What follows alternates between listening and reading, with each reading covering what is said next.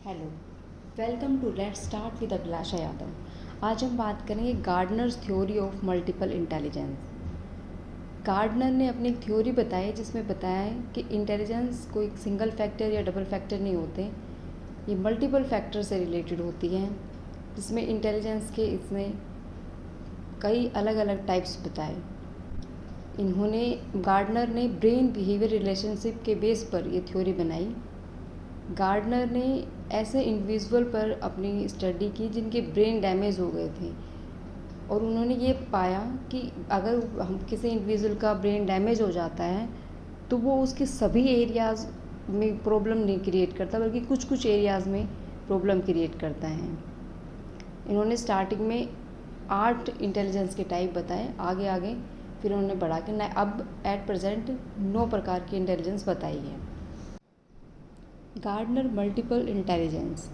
This theory suggests that traditional psychometric views of intelligence are too limited.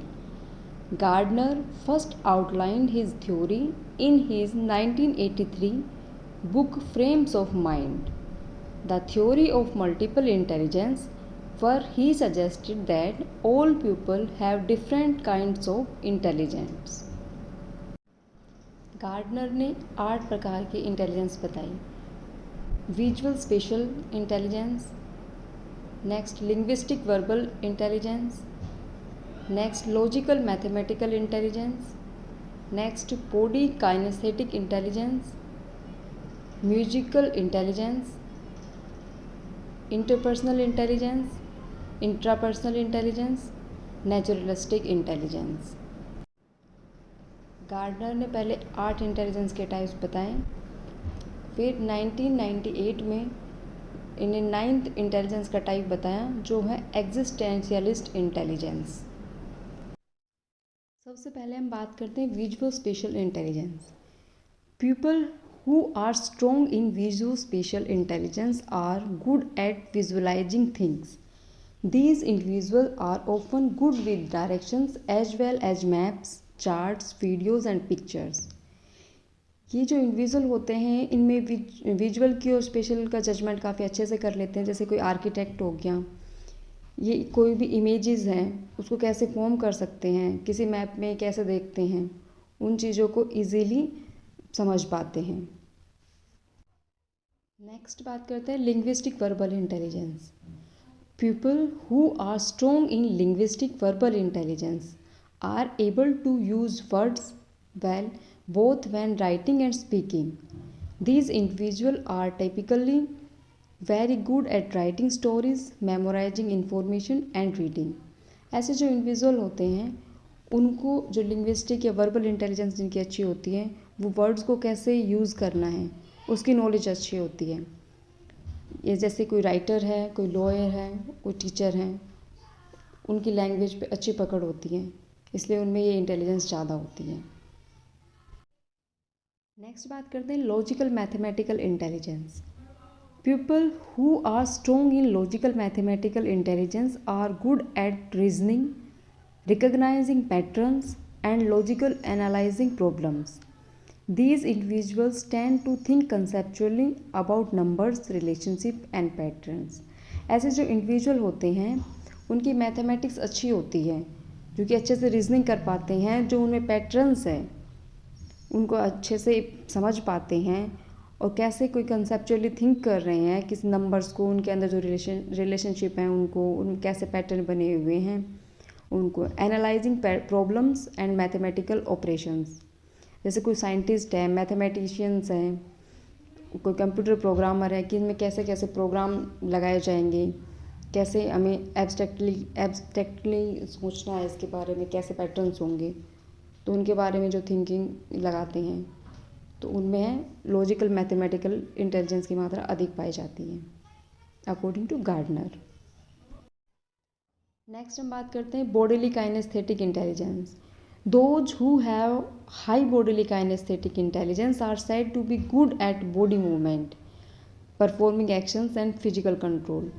जो individual है वो कैसे अपनी बॉडी की मूवमेंट कर रहा है, कैसे एक्शंस को परफॉर्म कर रहा है, अपनी फिजिकल बॉडी को कैसे कंट्रोल रख रहा है, People who are strong in his area tend to have excellent hand eye coordination, dexterity.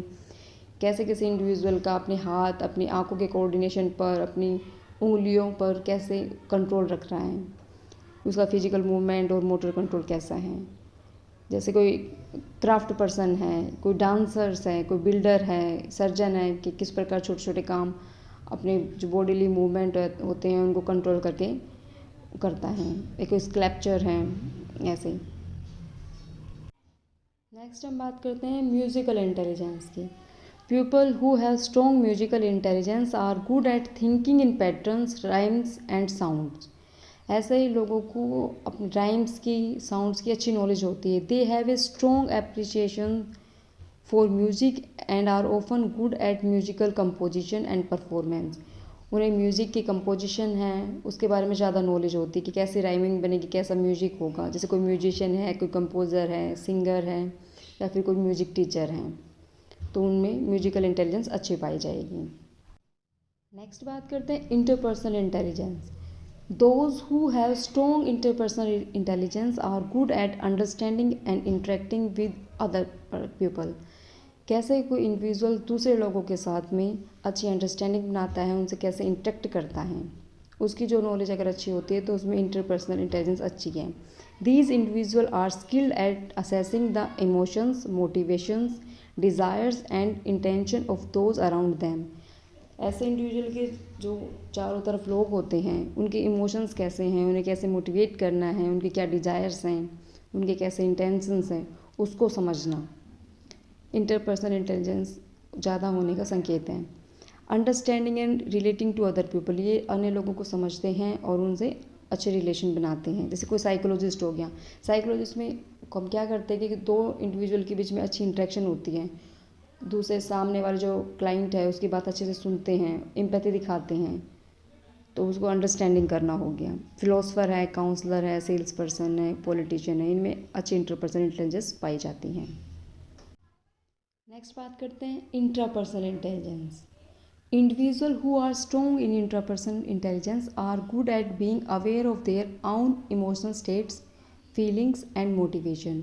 इसमें जो इंडिविजुअल होते हैं वो अपने इमोशंस के बारे में अवेयर होते हैं, उनकी कैसी फीलिंग्स है, खुद को कैसे मोटिवेट करना है, इस चीज़ से वो अवेयर होते हैं।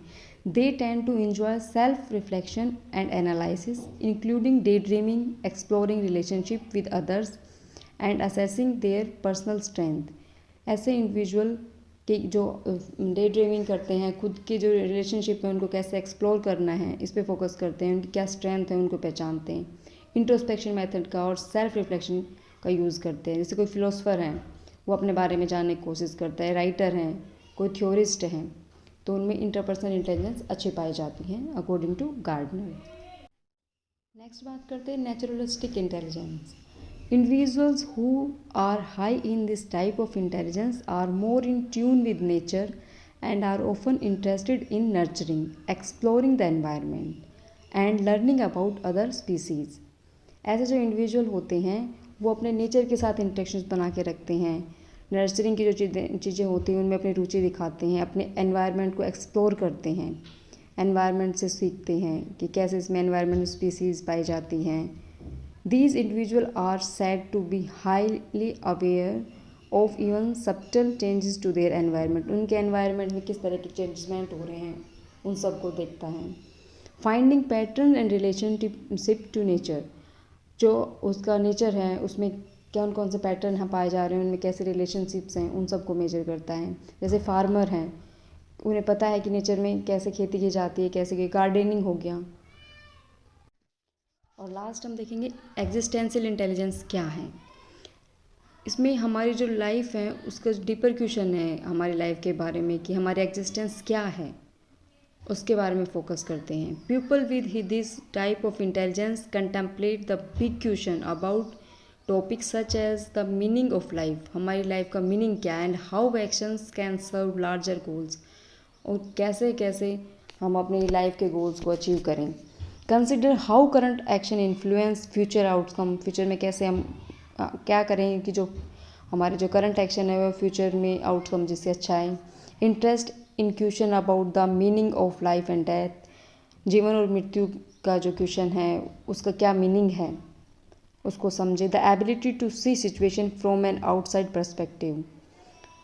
ऐसे ही साइकोलॉजी के नॉलेज के लिए आप हमारे साथ बने रह सकते हैं।